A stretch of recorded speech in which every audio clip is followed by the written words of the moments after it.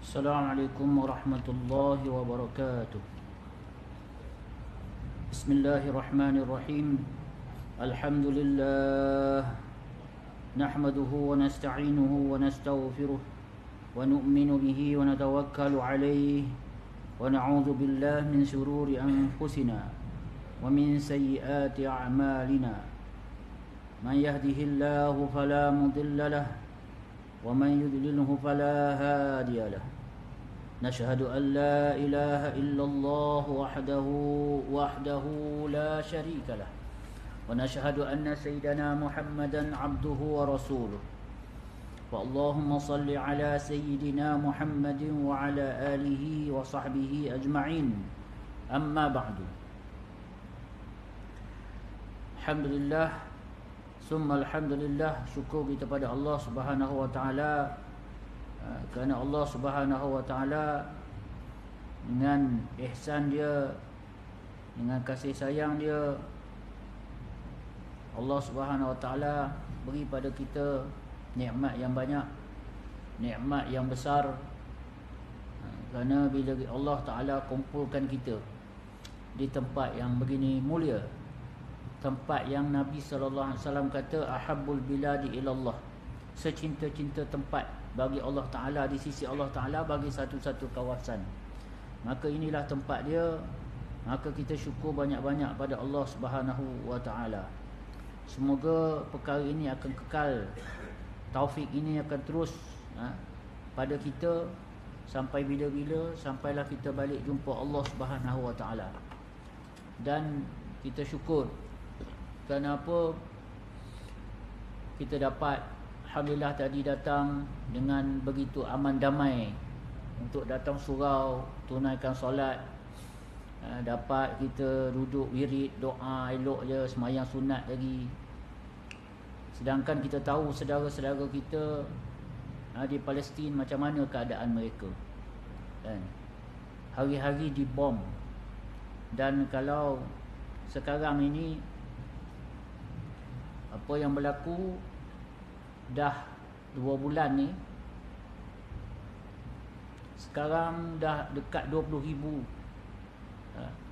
syuhada yang dikenal pasti. Yang dikenal pasti. Yang belum dikenal pasti ramai lagi, tuan-tuan. Yang tak pasti masih ramai, sebagaimana tak pasti yang berada di bawah runtuhan-runtuhan. Wallahu a'lam. Dan kehidupan mereka hari ini dihalau, dikejar, diburu, ditembak, dibom.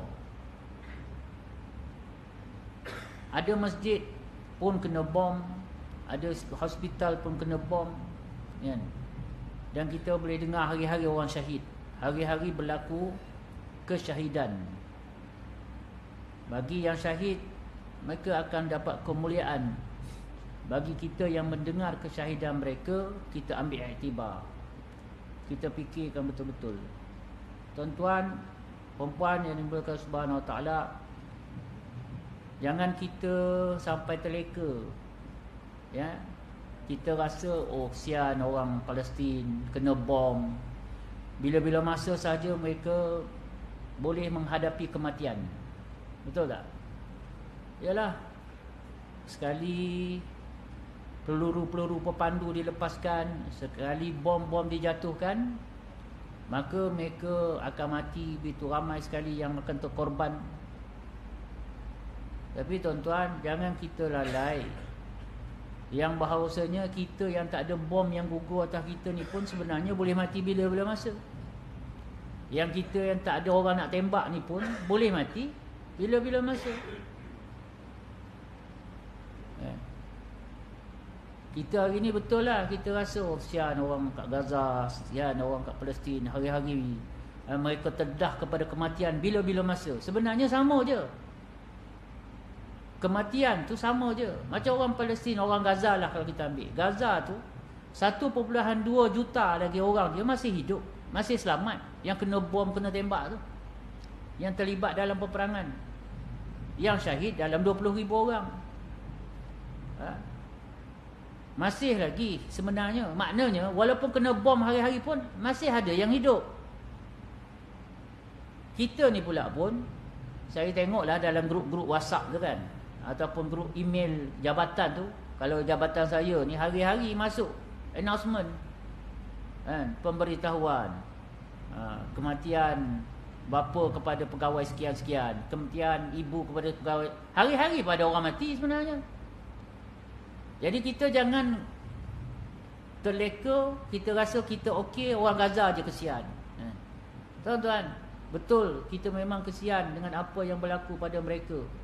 Satu ujian yang besar, musibah yang besar, ujian yang berat. Jadi kita kena doakan supaya mereka ini juga mampu menanggung beban ujian ini dengan penuh keimanan. Kerana itulah tempat kemuliaan dia. Para sahabat Nabi SAW dididik oleh Nabi SAW. Mereka memburu antara dua kemuliaan. Satu, kemenangan atau kematian. Sayyidina Khalid bin Al-Walid, dia hantar surat kepada Maharaja Parsi, Kisra. Dia tulis, bersedialah kamu bahawasanya sama ada antara tiga perkara. Sama ada kamu akan terima agama Allah, masuk Islam, atau kamu membayar jizyah, atau akan kita berperang. Yang pasti akan datang kepada kamu pemuda-pemuda, orang-orang lelaki yang mana mereka mencintai kematian seperti kamu mencintai kehidupan. Ini mindset para sahabat. Ini apa yang ada di dalam hati para sahabat yang dididik sebagai anak-anak didik langsung Rasulullah sallallahu alaihi wasallam. Bagi mereka hidup dengan mati ni sama je, terutama mati syahid. Itu bagi pihak orang yang menanggung tu. Jadi semoga orang-orang Gaza yang terdedah dengan begitu kematian yang begitu banyak setiap hari ini, Allah Subhanahu Wa Taala berikan kepada mereka ketabahan, kemampuan menanggung kesusahan ini dengan penuh keimanan. Dan sekiranya ada yang syahid di kalangan mereka, semoga Allah SWT berikan mereka kemuliaan yang sempurna sebagai syuhada. Kalau ikutkan angka yang dikeluarkan oleh Kementerian Kesihatan Palestin, sekarang ini sehingga hari ini berapa, 10 hari bulan, berdasarkan angka semalam, dah cecah 18,000 orang yang syahid. Itu yang syahid. Jadi tuan-tuan yang dimuliakan Subhanahu Wa Taala, cerita tentang Palestin ini dia bermula bukannya 7 Oktober. Itu kita kena faham. Palestin, kisah yang berlaku ini, tak kiralah Hamas pergi serang civilian Israel ke untuk dapatkan tahanan. Ini sebenarnya bukan 7 Oktober. Perkara inilah yang saya tengok daripada awal 7 Oktober tu, duta-duta Palestin bercakap dalam naratif yang sama. Macam saya dah cerita hari tu, 7 Oktober berlaku, 14 Oktober saya berangkat ke London untuk urusan kerja lah. Duduk situ seminggu. Dan kita boleh tengok kat situ macam mana duta Palestin di London, ambassador Palestin ke London, iaitu duta TYT Husam, kan? Bila diasak oleh BBC, diasak sebab dia orang tahu duta ni daripada Fatah, yakni daripada orang yang memerintah Palestin, parti yang memerintah seluruh Palestin, yakni Fatah. Sedangkan Brigade Al-Qassam bawah ataupun fraksi kepada Hamas, satu parti lain. Jadi cara dia orang soal tu memang nak kalau boleh supaya Husam ni kutuk Hamas ataupun Brigade Al-Qassam. Cara dia soal tu, adakah anda tidak bersetuju dengan apa yang dibuat oleh Hamas? Sebab dia tahu kawan ni memang bergaduh lah. Kalau dalam dikira politik dalaman Palestin, dua pihak ni memang bergaduh lah. Dua parti yang memerintah, satu pembangkang. Jadi Hamas ni dia memerintah Gaza, satu kawasan sahaja. Secara keseluruhan Palestin ini di bawah Fatah. Itu kena faham dulu. Jadi walaupun begitu, dan ini adalah masa yang kalaulah Duta Husam ni dia nak ketuk Fatah, nak ketuk Hamas pada masa tu, memang inilah peluang mereka. Kan? Kerana apa? Bayangkan, disebabkan ambush yang dibuat oleh Hamas, oleh Brigade Al-Qassam, sekarang ni hari-hari Gaza tu boleh kata hampir dah hancur, segala kemudahan dah hancur, korban-korban dah berlaku. Jadi kalau kata Fatah nak ambil peluang, nak hentam parti lawan dia ni, pembangkang dia ni, Hamas, inilah peluang yang terbaik.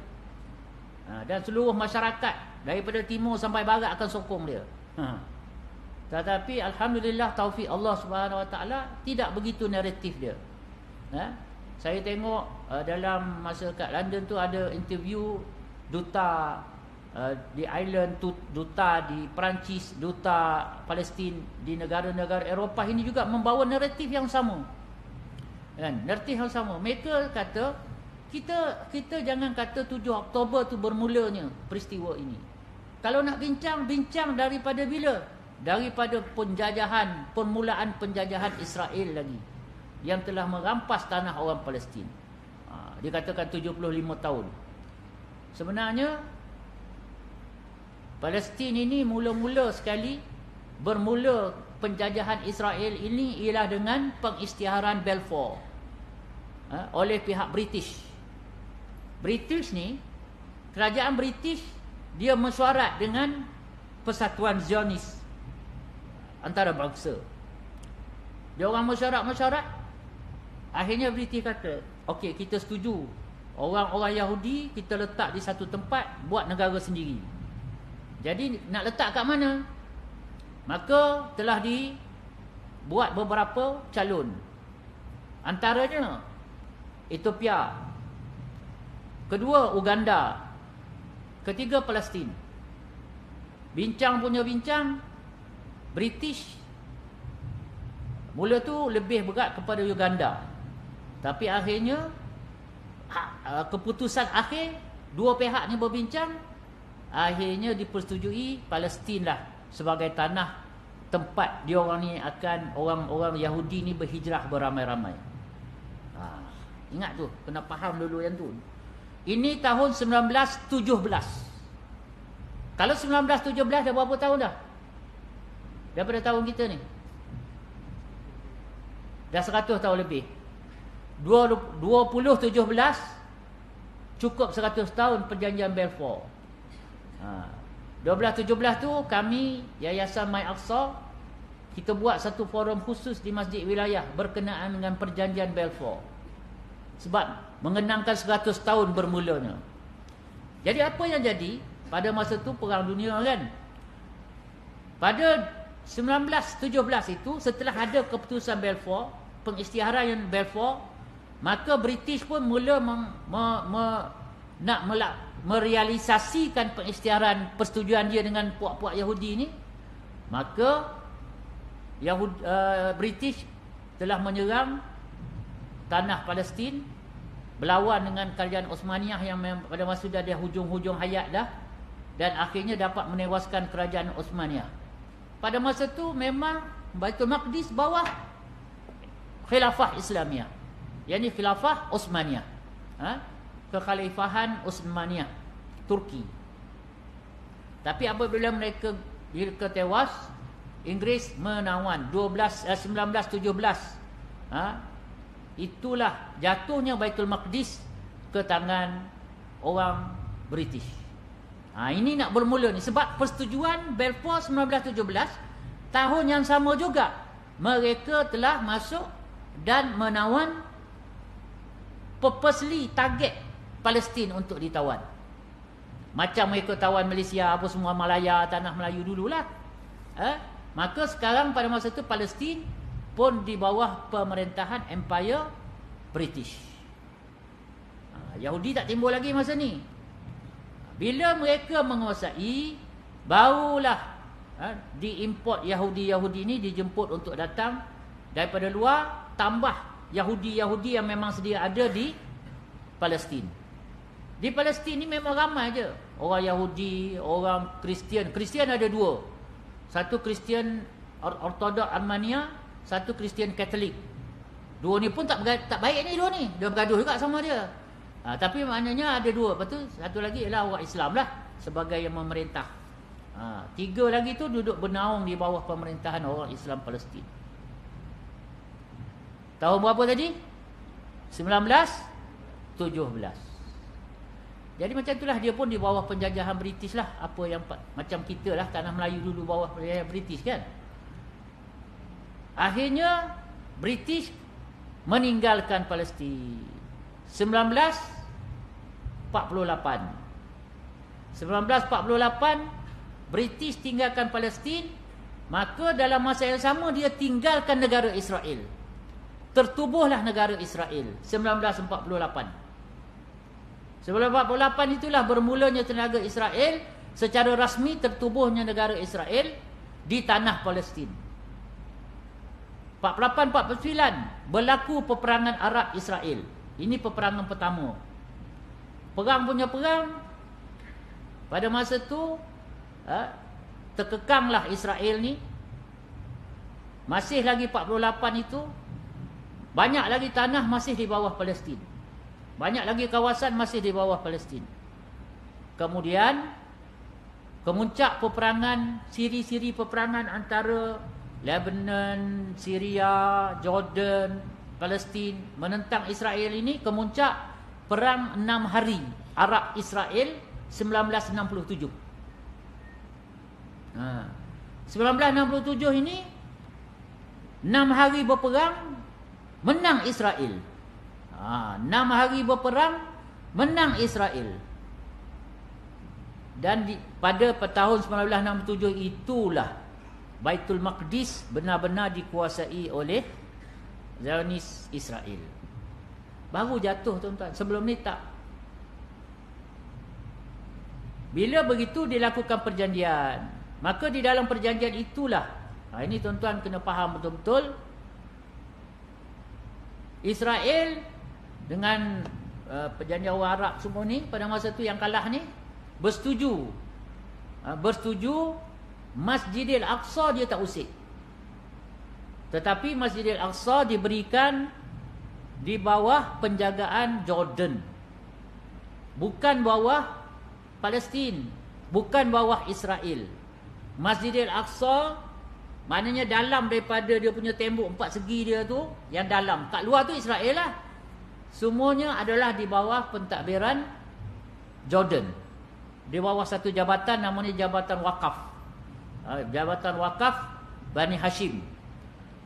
Maka di sinilah imam dilantik, gaji imam dibayar, maintenance ditanggung. Semuanya daripada kerajaan Jordan. Jadi tuan-tuan, kalau siapa-siapa yang nak beri sumbangan derma kepada Masjidil Aqsa, dia punya account bank ialah di Jordan. Dia punya account bank ialah milik Jabatan Wakaf tadi, yang ada satu account khusus untuk Masjidil Aqsa. Jadi tuan-tuan kena faham juga ya ni, kalau ada pihak yang mengaku kutip derma untuk Masjidil Aqsa, tanya dia mana account Masjidil Aqsa nak tengok. Kan? Kalau dia kata nak kutip, nak buat hospital kat Gaza, yes. Itu urusan di Gaza. Kalau kata nak buat untuk Tebing Barat, yes, itu urusan Tebing Barat. Kalau kata nak bantu di Baitul Maqdis Timur, itu urusan memang dia. Tapi kalau kata Masjidil Aqsa, pastikan akaun yang kita akan masukkan duit ataupun yang mereka NGO yang mengumpulkan derma tadi, salurkan kepada akaun direct kepada Masjidil Aqsa. Semasa saya ke Masjidil Aqsa, kita tanya dengan pengarah Jabatan Wakaf dia tu, ada tak pernah selama ini mana-mana sumbangan dari Malaysia yang pergi masuk ke dalam akaun Masjidil Aqsa? Dia kata tak pernah ada satu pun. Tak pernah ada. Ini bukan kerajaan Palestin tau, ini bawah kerajaan Jordan. Ada kalau saya kata kerajaan Palestin, ramai pula yang marah dengan kerajaan Palestin. Tapi sekarang ni bukan cerita Palestin, bukan cerita Israel. Masjidil Aqsa di bawah pentadbiran Jordan. Itu satu. Kemudian ini kita kena faham betul-betul.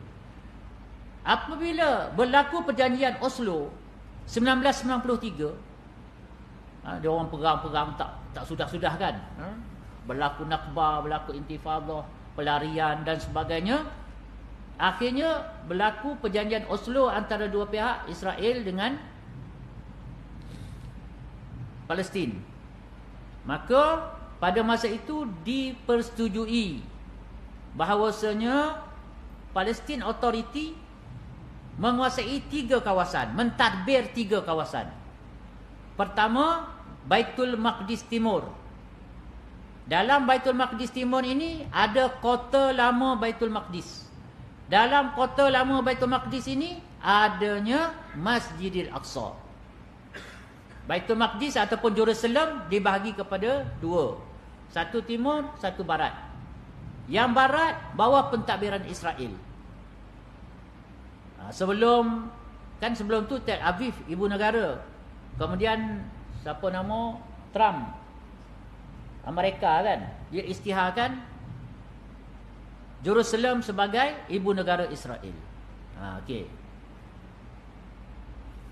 Jerusalem Timur ataupun Baitul Maqdis Timur di bawah pentadbiran Palestin. Itu satu kawasan. Yang kedua, tebing barat. Yang kata Ramallah apa semua tu, itu tebing barat. Dalam kawasan tebing barat ini juga di bawah pentadbiran Palestin. Yang ketiga, Gaza, ataupun bahasa Arab dia Gaza. Gaza tu dah bahasa orang putih lah. Gaza ini adalah di bawah pentadbiran Palestin. Itu saja 3 tempat yang bawah pentadbiran kerajaan Palestin. Yang lain dikuasai oleh pentadbiran Tel Aviv pada masa itu, dengan persetujuan hak immigration Israel saja yang ada, polis Israel saja yang boleh ada, askar Israel saja yang boleh ada. Sebab itu negara Palestin dia tak ada polis, negara Palestin dia tak ada askar, negara Palestin dia tak ada jabatan immigration. Sedangkan dulu pasport ni, semua immigration ni dulu memang dengan bawah Palestin. Tapi setelah berlaku penjajahan, yang mana mereka telah dijajah sehingga tinggal 3 kawasan tu saja, maka inilah yang terjadi. Dalam pada itu, apa yang berlaku ialah pengambil alihan tanah-tanah, rampasan rumah-rumah. Sebab di Israel mengenalkan satu undang-undang, iaitu undang-undang, dia panggil undang-undang kekosongan rumah. Rumah kalau lebih daripada seminggu kosong, dirampas, dikira tak ada penghuni. Jadi kalau orang Palestin pergi umrah ke haji ke, dia kena letak orang duduk kat rumah dia tu. Pastikan tak ada balik-balik kan, itu tengok orang lain dah duduk. Dia kira sebagai kosong, rumah tinggal. Ini. Dan satu lagi ialah Israel memperkenalkan akta tentera. Sebab tu mereka bangunkan dinding-dinding, tembok-tembok besar. Dan dalam akta tu dinyatakan, undang-undang tu dinyatakan bahawasanya beberapa kaki daripada dinding tu ke kanan ke kiri mesti kosong. Itu yang banyak rumah-rumah orang Palestin kena roboh. Sebab dia buat tu betul-betul supaya kena dengan rumah-rumah orang Palestin. Itu cerita dia. Ini berlaku. Jadi kalau kita melihat kepada apa yang terjadi pada orang Palestin, sebab saya dah pergi, saya tengok sendiri. Betul, dalam masjid tak ada tentera Yahudi, tetapi dalam Masjidil Aqsa, semua pintu-pintu dia ada tentera Israel yang jaga, polis Israel yang jaga. Kalau contohlah, surau kita ni ada berapa pintu? Banyak ni kan, 1, 2, 3, 4. Bayangkan tuan-tuan, bayangkan setiap pintu ni askar Israel jaga. Surau kita. Tapi dia orang jaga, cuma dia orang tak masuk ke dalam. Habis tu ustaz yang kata duk masuk-masuk tembak dalam masjid, itu kerana ada orang awam Israel, pelampau-pelampau Yahudi masuk. Mereka boleh masuk sebenarnya, tapi tidak boleh beribadah.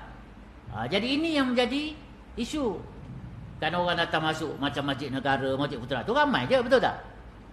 Tapi kalau dia orang pergi semayang dalam tu, tak boleh lah. Semayang cara agama dia orang tak boleh lah. Begitu juga Masjidil Aqsa. Masjidil Aqsa ni sebenarnya orang boleh masuk je. Tetapi yang menjadi masalah, pelampau-pelampau agama Yahudi ni, mereka masuk dan mereka beribadah, mereka semayang cara mereka lah. Jadi ini menimbulkan kemarahan orang-orang Islam. Bila gini, dan menjadi peraturan, setiap kali orang Israel, orang Yahudi masuk, askar kena iring. Bila askar iring, orang Islam, jemaah saudara-saudara kita marah, dia ambil peluang tu lah. Tembak gas pemedih mata, tembak peluru hidup, peluru getah, kan? Semua dia orang gunakan apa cara. Itulah yang berlaku di dalam Masjidil Aqsa. Sebenarnya Masjidil Aqsa ni kalau tak ada penceroboh masuk, memang aman saja, kan? Memang tak ada masalah. Kalau bulan Ramadan tu dia orang boleh iktikaf 10 hari 24 jam full. Memang penuh orang iktikaf 24 jam. Itu dalam bulan Ramadan. Sebab pertama kali saya pergi hari itu memang dalam bulan Ramadan, 10 akhir Ramadan. Memang penuh. Kalau tak hari lain tu dia ada sampai pukul 12, pukul 11 gitu, dia tutup, semua orang kena keluar. Yang sini pula jadi ada masalah. Ada setengah saudara-saudara kita dia tak nak keluar. Dah askar masuk. Lepas tu subuh-subuh buta dia akan buka balik. Kita boleh pergi semayang. Kalau kita pergi awal memang kena tunggulah pintu tu buka dulu baru boleh masuk waktu subuh. Jadi ini adalah peraturan yang memang sengaja dibuat untuk menyusahkan umat Islam.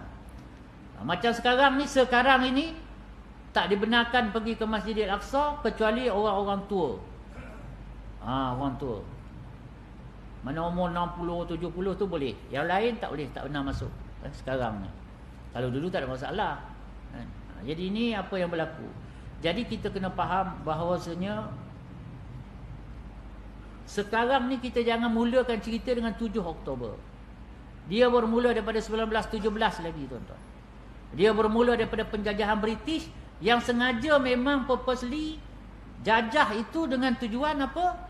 Tujuan nak buka jalan kepada sebuah negara Israel. Negara yang diperintahkan oleh Israel, terdirinya sebuah negara bangsa Zionis Israel. Itu dia. Jadi sekarang ni apa yang berlaku sekarang memang satu perkara yang sangat menyedihkan diri kita. Oleh sebab itu kita kena faham, kita kena bantu. Macam mana nak bantu? Apa saja yang dalam kederat kita, wajib kita bantu, tuan-tuan. Wajib kita bantu. Orang Gaza kita bantu tak bantu, mereka akan hadap semua tu juga. Macam mana pun 3 hari sekali makan ke, beratur 5 jam baru dapat roti. Lepas tu kena beratur lain pula 5 jam untuk dapat air. Mereka akan buat, mereka akan usaha. Tapi tuan-tuan, sekarang ini ujian bukan hanya untuk orang Gaza, bukan hanya untuk orang Palestin. Ujian ialah untuk kita yang tak kena seram. Ujian untuk kita yang tak kena bom. Ujian sebenarnya untuk kita yang tak kena tembak ni. Allah akan tanya kita nanti, apa kamu buat semasa saudara kamu dibom, semasa saudara kamu ditembak, semasa saudara kamu ditangkap, dipenjara, dibunuh, ditikam, dizalimi, apa yang kamu buat? Sekarang ni kita yang sedang diuji. Kita lulus ke tidak ujian, wallahu alam. Masing-masing jawab.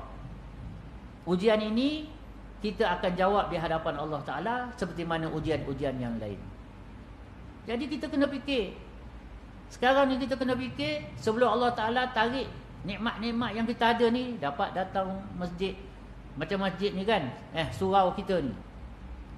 Daripada kontena, saya duduk datang dulu kan, bukan makin runtuh, makin besar. Masjid di Gaza yang elok-elok, yang besar-besar, semua dah menyembah bumi, dah menjadi hanya puing-puing, menjadi runtuhan-runtuhan, sisa-sisa runtuhan. Allah Ta'ala buat sekejap je, tuan-tuan. Kita pun jangan sedar hati, tuan-tuan. Kita tak tahu apa nak jadi. Saya bukan nak menakutkan tuan-tuan, tapi saya nak mengingatkan diri saya dan kita semua yang kita kena buat apa sahaja kemampuan kita untuk bantu. Bantulah, tuan-tuan. Bantulah. Apa bentuk? Kan? Apa bentuk? Baru ni di Indonesia mereka buat himpunan 2 juta orang, tuan-tuan. Yalah, kita faham lah orang Indonesia memang ramai kan, 2 juta. Jakarta saja pun dah penuh, dah sama ramai dengan rakyat Malaysia. Memang 2 juta tu kecil je lah sebenarnya kan? Maksudnya dah mereka rasa itu kemampuan mereka. Di Manhattan yang terbaru kita dengar pun mereka telah buat satu himpun yang sangat besar. Sebab apa? Manhattan ni adalah pusat kepada ekonomi. Jadi mereka sekarang ni Allah Ta'ala bangkitkan orang-orang Amerika, rakyat Amerika sendiri yang mula menyerang kerajaan Amerika itu sendiri. Ini semua di luar nalar orang-orang Yahudi, orang-orang Amerika sendiri. Pemerintah pemimpin Yahudi dan juga Israel dan juga Amerika. Mereka tak sangka jadi macam ni sebenarnya.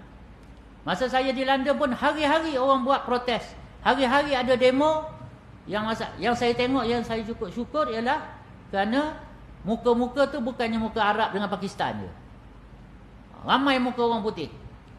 Syukur pada Allah pada masa tu awal-awal minggu-minggu pertama berlaku pembantaian, genosid, pembunuhan beramai-ramai terhadap saudara-saudara Gaza kita. Kan? Yang lain kita mula lihat satu dunia sekarang di peringkat rakyat. Di peringkat rakyat. Yang paling kita tak sangka di British, di Britain dan juga di US sendiri, rakyat mereka yang sedang boikot. Rakyat mereka yang sedang protes. Rakyat mereka yang menggerakkan inisiatif-inisiatif supaya memberi pressure kepada kerajaan mereka supaya berlakunya ceasefire. Tak apalah, itu mereka dah buat kerja mereka. Bagi orang yang beriman, Allah akan bagi ganjaran. Bagi orang yang tak beriman tapi mereka turut serta buat juga semua tu, usaha tu, insya-Allah semoga menjadi asbab hidayah untuk mereka, dan Allah Taala akan bagi penilaian yang baik, terbaik untuk mereka. Yang soalan kita sekarang, kita ni macam mana? Tuan-tuan, dulu orang Palestin, mereka ni macam orang Malaysia juga. Sebab mereka pun ada parti-parti, dia ada pilihan raya, bergaduh juga sama dia orang ni. Saya pergi kat sana gitulah. Kan? Yang Hamas kata kat Fatah, yang Fatah kata kat Hamas. Biasalah. Kan? Kita pula pening. Kita bukan orang Palestin kan. Apa masalah kita nak sibuk dengan urusan politik dia orang? Kami Yayasan Masjid Aqsa, kami dua-dua kami baik. Dengan Fatah pun kami baik, dengan Hamas pun kami baik. Kan? Tiap-tiap tahun kami akan hadir persidangan yang pro Hamas di Istanbul. Dan masa yang sama juga kami juga ada hubungan Ramallah, terutama dari segi untuk kita kumpulkan bahan-bahan bukti kekejaman, kezaliman orang-orang Israel. Jadi sebab itu Yayasan Masjid Aqsa kita ambil pendekatan bantu Palestin ini melalui bidang perundangan antarabangsa dan juga hak asasi manusia. Kami tak minta derma, tak kumpulkan derma dan hantar bantuan kemanusiaan. Itu saya tengok sebab kami berpendapat banyak dah NGO lain tolong buat. Alhamdulillah. Tuan-tuan nak salurkan bantuan kemanusiaan, carilah mana-mana NGO yang ada, yang tuan-tuan percaya, yang tuan-tuan yakin, yang tuan selesa, salurkan bantuan tuan-tuan. Kan? Kalau rasa pening-pening, kita ada yang saluran rasmi sekarang, Wisma Putra pun buka satu akaun khusus untuk bantu Palestin ini, pun kita boleh masukkan ke situ. Itu kalau tak tahu yang mana satu kan. Saya pun susah hati orang tanya saya, Ustaz, ni kami nak kumpul ni surah-surah kat Putrajaya kan. Ustaz, ini kalau kami kumpul derma ni, kami bagi kat Ustaz, okey ke? Kata kenapa nak bagi kat saya? Kami Masjid Aqsa, kami tak buat derma kan, tak buat kumpul derma. Dia kata kami pun tak tahu nak bagi kat siapa sekarang ni. Saya kata kalau tak tahu, boleh pergi ke Wisma Putra kan, hantar secara rasmi. Kalau orang tak nak juga Wisma Putra, nak juga NGO, yang paling saya boleh sebut ataupun kami di Masjid Aqsa setuju sebut ialah yang Cinta Gaza. Sebab apa? Kerana Nuri Nadir tu memang dia duduk kat Gaza kan, isteri dia pun orang sana apa semua.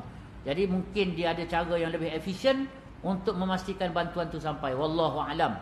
Itu kami tak tahu sebab kami tidak ambil pendekatan yang sama mengumpulkan bantuan kewangan dan juga humanitarian aid, bantuan kemanusiaan. Apa yang Masjid Aqsa buat ialah kami membuat ataupun membantu Palestin melalui perundangan antarabangsa. Tahun 2018 kami kumpulkan bukti kami filekan dan kami filekan kes ke ICC. Mike Aqsa pergi 3 kali. Saya pergi yang ketiga tu, saya pun hadir sama ke The Hague, di ICC The Hague Belanda, dan kita jumpa dengan dia panggil masa tu bahagian analisis.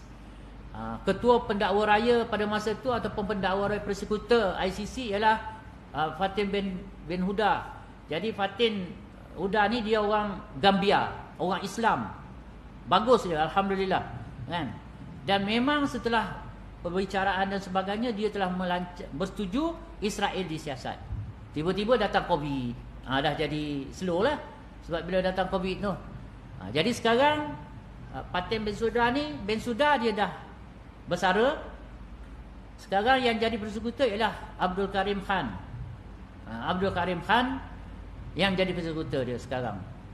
Yang baru ni pergi ke Israel, baru ni pergi ke Palestin untuk buat siasatan. Jadi tugas kami ialah kami menyediakan bukti-bukti yang sehingga pihak ICC sepatutnya sudah tidak ada alasan untuk membuat siasatan, memulakan siasatan dan mengeluarkan warang tangkap. Paling tidak pun kita tengoklah macam mana. Jadi sekarang ni pun ada 300 peguam-peguam daripada Perancis juga mengambil tindakan yang sama.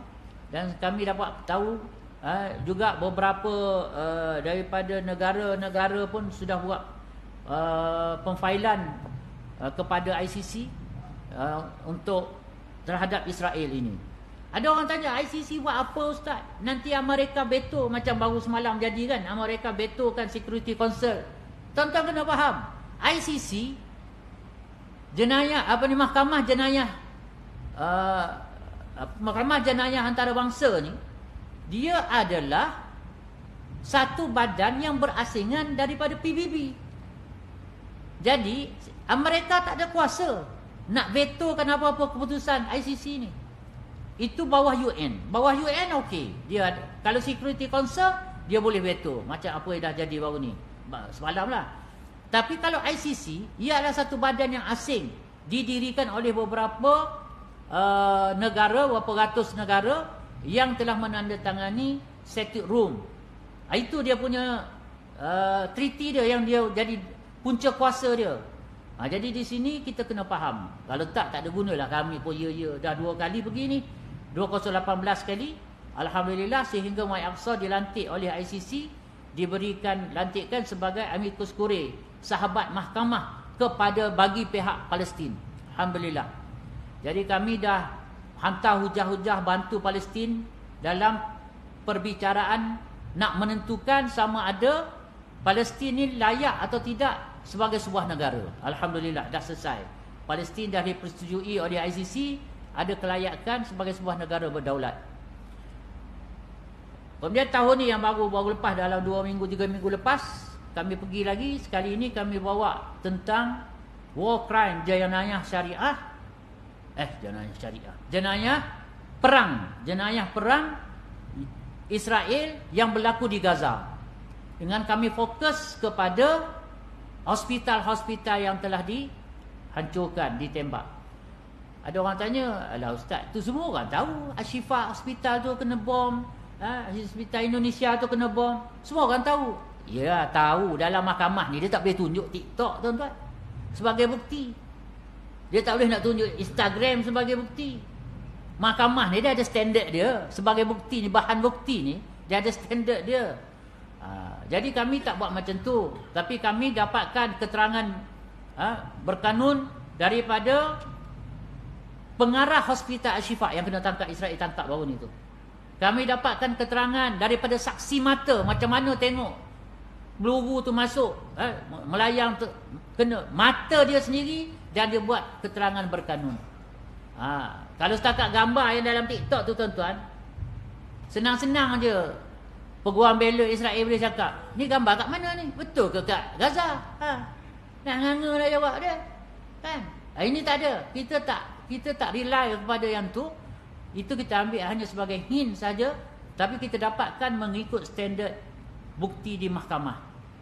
Jadi supaya ICC tak pening-pening dah nak siasat lah, nak apa, dia orang dah boleh buat satu keputusan, kan? Jadi di sini itulah apa yang kami buat.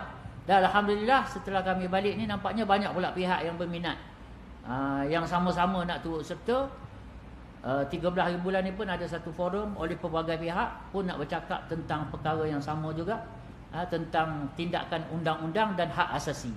Dalam masa yang sama, selepas kami pergi di Belanda, The Hague, ICC, kami juga ke Geneva, di tempat pusat hak asasi dunia ni, untuk kita tengok apa angle-angle yang kita boleh ambil kat sana. Alhamdulillah, insya-Allah ada beberapa inisiatif yang kami dapati, pasukan pakar perundangan kami dapati, kita boleh ambil inisiatif kat situ. InsyaAllah. Tuan-tuan, perempuan, tolong doakanlah. Jadi perkara ni penting. Tapi itu semua tuan-tuan, macam saya sudah ceramah sebelum ni pun, masa saya mengajar kitab pun saya kata, ini semua usaha sampingan sahaja. Pungut derma, hantar tepung, hantar air, hantar ke ICC, kita buat boykot. Ini semua usaha sampingan. Usaha yang hakiki, yang betul-betul kita semua kena ambil bahagian, ialah doa. Doa, jangan tunggu surau buat doa semaya hajat. Jangan tunggu waktu subuh baru nak baca kunut nazilah. Tapi doa ini setiap diri kita ambil tanggungjawab untuk berdoa. Mohon bantuan Allah kepada saudara-saudara kita. Kena macam tu. Bukan nak tunggu imam doa baru kita nak amin. Tak, kita sendiri yang minta dengan Allah Ta'ala. Dalam sujud-sujud kita, dalam solat-solat sunat kita, doa-doa kita, setiap masa tu kita doa, ya Allah, bantulah saudara-saudara kami. Tak payah tunggu bahasa Arab, tak apa tuan-tuan. Allah Ta'ala faham semua tu. Yang penting kena datang daripada lubuk hati kita. Kalau Allah Ta'ala nak bantu, 1001 cara, 1,000,000 cara pun Allah Ta'ala boleh bantu. Yang sekarang ni kita nak supaya Allah bantu. Kita nak rayu Allah, nak pujuk Allah, sampai Allah kesian dan Allah buat keputusan, aku nak bantu. Kalau Allah nak bantu ni tuan-tuan, jadi macam semasa penduduk Mekah, Abrahah dengan tentera bergajah dia nak serang kan, nak runtuhkan Kaabah. Apa Abdul Muttalib buat? Dia terus pergi bergantung di gagang pintu Kaabah, berdoa, ya Allah, ini rumah engkau. Ya Allah, engkaulah yang jaga. Kami tak mampu nak menghadapi gajah-gajah Abrahah. Engkaulah jaga. Semua penduduk, tokoh-tokoh, pemimpin Quraisy bergantung di kelambu-kelambu Kaabah. Pada masa itu 360 berhala yang kat luar Kaabah ni, sekeliling Kaabah, satu pun mereka tak pandang. Hati mereka bulat dengan Allah Subhanahu Wa Taala.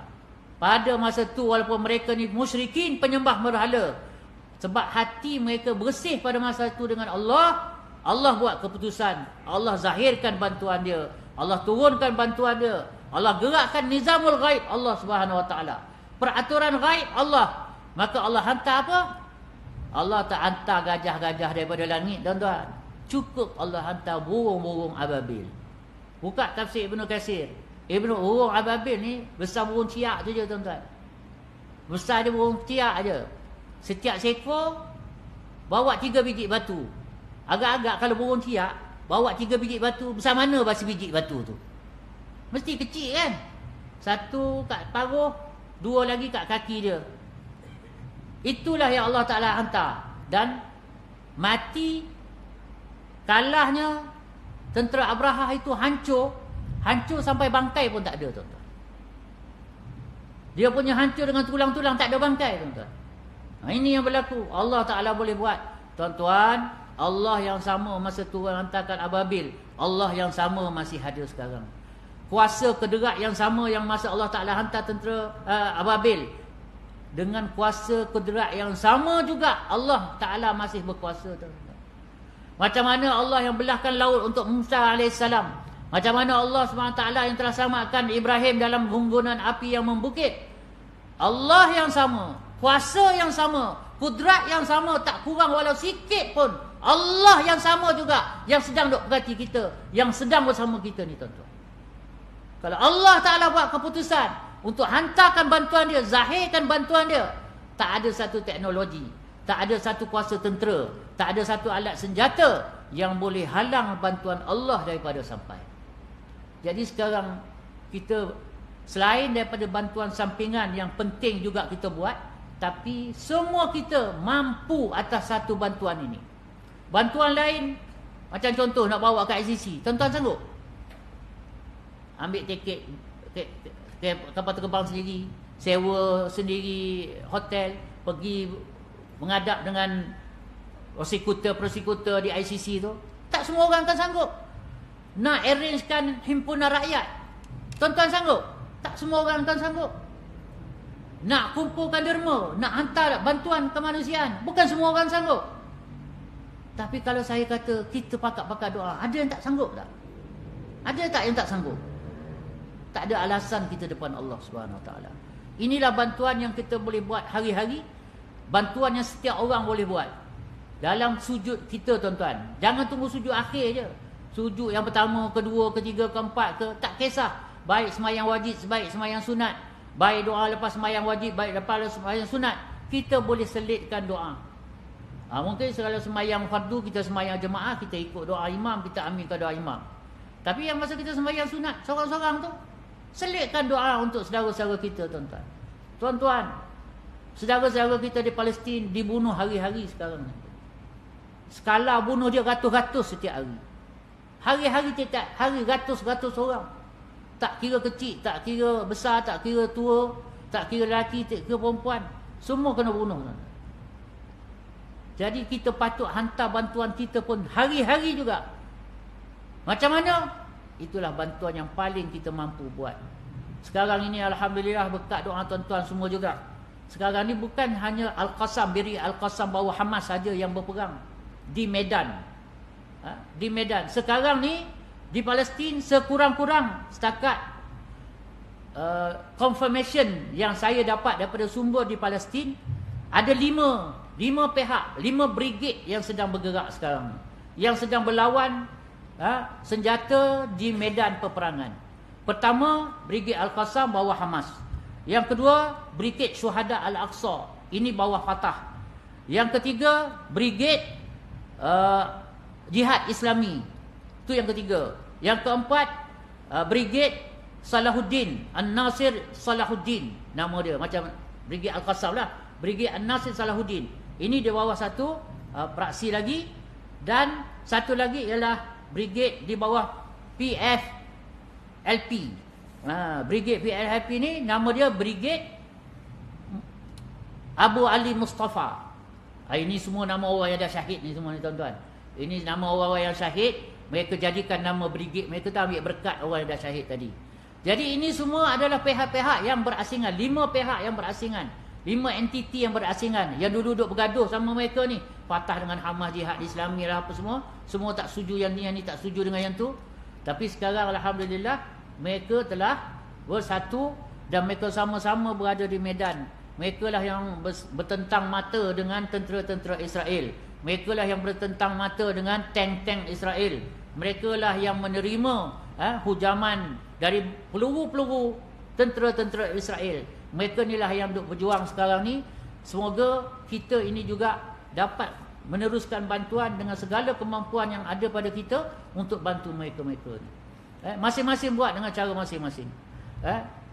Kalau kita hari ni buat boikot mana-manalah syarikat yang kita dah kenal pasti sebagai ada kaitan dalam menyumbang kepada Israel, mungkin kesan tak berapa sangat. Rakyat Malaysia pun baru 30 juta je. Tapi kalau orang mereka sendiri yang buat boikot, tuan-tuan, termenung, tuan-tuan, termenung. Jadi sebab tu kapasiti kita berbeza, impact kita berbeza. Tetapi yang penting yang kita nak tanya, apa yang aku boleh buat untuk supaya aku boleh jawab depan Allah Ta'ala besok. Itu yang penting sekarang. Itu yang paling penting. Kita tanya lubuk hati kita dan kita sendirilah jawab. Macam manakah aku nak jawab depan Allah Subhanahu Wa Ta'ala nanti. Dan untuk menjedahi muzakarah kita ni lah kan, kurang lebihnya ni saya nak rujuk kepada apa yang telah diberitahu oleh Rasulullah sallallahu alaihi wasallam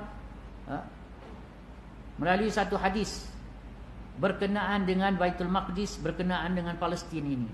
Berkenaan dengan Baitul Maqdis, berkenaan dengan Palestin ini, yang mana Nabi sallallahu alaihi wasallam telah satu masa satu pasukan tentera Islam, ni zaman hidup Nabi lah, hayat Nabi sallallahu alaihi wasallam.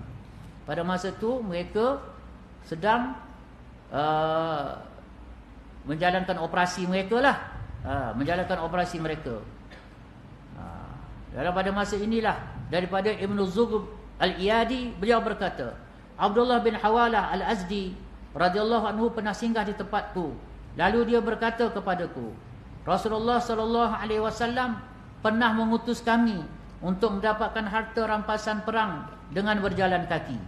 Jalan kaki, tak ada pakai kuda, tak pakai unta. Bagaimanapun kami hanya pulang dan tidak mendapatkan sesuatu apapun. Baginda menyadari kesan susah payah pada wajah kami. Lalu baginda sallallahu alaihi wasallam berdiri dan berdoa, Ya Allah, janganlah engkau serahkan mereka kepadaku hinggakan aku lemah untuk menanggung mereka. Dan janganlah engkau serahkan mereka kepada diri mereka sendiri hinggakan mereka nanti tidak mampu menanggung diri mereka. Dan janganlah engkau serahkan mereka kepada manusia hinggakan manusia nanti mementingkan diri ke atas mereka ini, yakni manusia mengambil kesempatan ke atas mereka. Kemudian baginda sallallahu alaihi wasallam meletakkan tangannya di atas kepalaku. Kepala siapa? Ibnu Hawalah. Atau di atas ubun-ubunku ni, atas kepala ni, maksudnya betul-betul atas ubun-ubun ni. Lalu bersabda, Wahai Ibnu Hawalah, apabila engkau melihat khilafah telah turun di bumi yang disucikan, yakni Ardul Muqaddasah ataupun Baitul Maqdis. Nabi SAW kata apa? Bila kamu tengok nanti, wahai Ibnu Hawalah, bahawasanya apa yang akan terjadi, khalifah, kekhilafahan, kekuasaan akan diturunkan di Baitul Maqdis, maka sungguh telah dekatlah bencana gempa bumi, malapetaka serta perkara-perkara besar. Pada masa itu, saat itu, hari kiamat lebih dekat kepada manusia daripada dekatnya tanganku ini dari kepalamu. Hadis riwayat Abu Daud, Ahmad dan Al-Hakim. Darjat hadis ini adalah siqah dan sanadnya adalah sahih. Jadi tuan-tuan, kesimpulannya, Nabi dah bagi tahu kesimpulan dia. Apa yang kita hadapi, yang kita saksikan sekarang ini, dia bukanlah yang terakhir. Dia akan berterusan, macam-macam lagi akan jadi. Tetapi akhirnya pasti dan pasti Baitul Maqdis, Palestin akan bebas, akan menjadi sebuah pusat pemerintahan khilafah Islamiah pada satu hari nanti. Itu pasti akan terjadi berdasarkan hadis sahih yang telah diriwayatkan oleh Abu Daud, Ahmad dan juga Al-Hakim. Maka kita tak ada risau tentang perkara itu. Saya tak risau tentang natijah, tentang apa keputusan akhir. Tapi yang kita kena risau sekarang ialah dalam keadaan hari ini, saat ini, situasi ini, apa yang patut saya lakukan? Apa yang saham yang saya patut ambil sama? Apa tanggungjawab bantuan yang boleh saya sumbangkan sama? Itulah yang kita kena beri perhatian, yang kita kena bincang, yang kita kena fikir, yang kita kena buat keputusan dan ambil tindakan. Semoga Allah SWT akan terima kita, setiap orang daripada kita ini, untuk menjadi pembantu-pembantu ahli ribat di tanah Baitul Maqdis sana, di tanah Palestin sana. Mereka lah yang memperjuangkan di barisan hadapan untuk mempertahankan Masjidil Aqsa, untuk membebaskan Baitul Maqdis, tanah suci ketiga kita.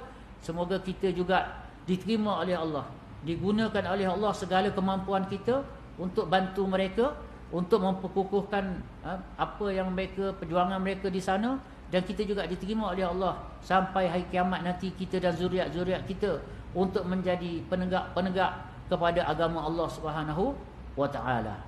Semoga Allah SWT bagi taufik untuk kita faham perkara ini, kita dapat bawa hayati dalam kehidupan kita, dan kita sesungguhnya kita dapat sampaikan perkara ini juga kepada saudara-saudara kita yang lain, insya-Allah. Saya sudahi dengan kata-kata Sayyidina Abu Bakar Siddiq radhiyallahu taala anhu, fa in kana sawaban fa minallah, jika ada yang benar maka itu daripada Allah, wa in kana khata'an fa minni wa minasyaitan, jika ada salah dan silap maka itu adalah kelemahan saya dan juga dorongan syaitan. Semoga Allah Subhanahu wa taala ampunkan saya, tuan-tuan, puan-puan, saudara sekalian dapat maafkan saya. A'udzubillahi minasyaitonirrajim. Bismillahirrahmanirrahim. Alhamdulillahirabbil alamin. Allahumma salli ala sayyidina Muhammad wa ala alihi wa sahbihi ajma'in. Rabbana shrah lana sudurana wa yassir lana umurana wahlul 'uqdatam min alsinatina yafqahu aqwalana. Rabbana zidna 'ilma warzuqna fahma. Allahumma inna nas'aluka hubbak wa hubba man yuhibbuk wal 'amala alladhi yuballighuna hubbak. Allahumma rzuqna hubbak wa hubba rasulik وحب من ينفعنا حبه عندك برحمتك يا أرحم الراحمين. اللهم ارحم أمة محمد صلى الله عليه وسلم. اللهم اغفر لأمة محمد صلى الله عليه وسلم. اللهم الطف بأمة محمد صلى الله عليه وسلم. اللهم انصر أمة محمد صلى الله عليه وسلم. اللهم انصرنا ولا تنصر علينا. اللهم انصر إخواننا في فلسطين. اللهم انصر إخواننا في فلسطين عامة وفي غزة خاصة. اللهم قوي عزائمهم. اللهم ثبت أقدامهم. اللهم صبرهم على مصيبتهم. اللهم ارحم وتقبل شهداءهم. اللهم انصرهم ولا تنصر عليهم. اللهم إنا نجعلك في نهور أعدائنا ونعوذ بك من شرورهم. اللهم انجي إخواننا في فلسطين. اللهم انجي إخواننا في فلسطين تامة برحمتك يا أرحم الراحمين. اللهم انصر من نصر دين محمد صلى الله عليه وسلم واجعلنا منهم، واخذل من خذل دين محمد صلى الله عليه وسلم، فاللهم لا تجعلنا منهم. نفوض أمورنا إليك إنك بصير بالعباد، وكفى بالله شهيدا، وكفى بالله وكيلا، ولا حول ولا قوة إلا بالله العلي العظيم. سبحانك اللهم بحمدك نشهد أن لا إله إلا أنت نستغفرك ونتوب إليك. وصلى الله على سيدنا محمد وعلى آله وصحبه وسلم. سبحان ربك رب العزة عما يصفون وسلام على المرسلين والحمد لله.